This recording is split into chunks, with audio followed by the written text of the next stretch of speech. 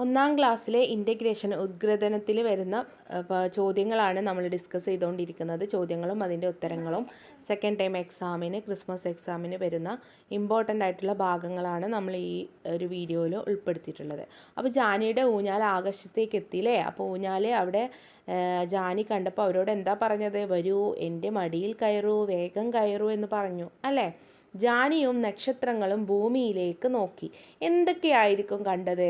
മിന്നിത്തിളങ്ങുന്ന ലൈറ്റുകൾ, രാത്രിയിൽ വെളിച്ചം വിതറുന്ന മിന്നാമിനുങ്ങുകൾ, തല ഉയർത്തി നിൽക്കുന്ന മരങ്ങൾ, വളഞ്ഞു പുളഞ്ഞൊഴുകുന്ന പുഴ, കൊച്ചു കൊച്ചു വീടുകൾ അല്ലേ? ഇതെല്ലാം ജാനിയും നക്ഷത്രങ്ങളും ഭൂമിയിലേക്ക് നോക്കിയപ്പോൾ കണ്ട കാഴ്ചകളാണ്.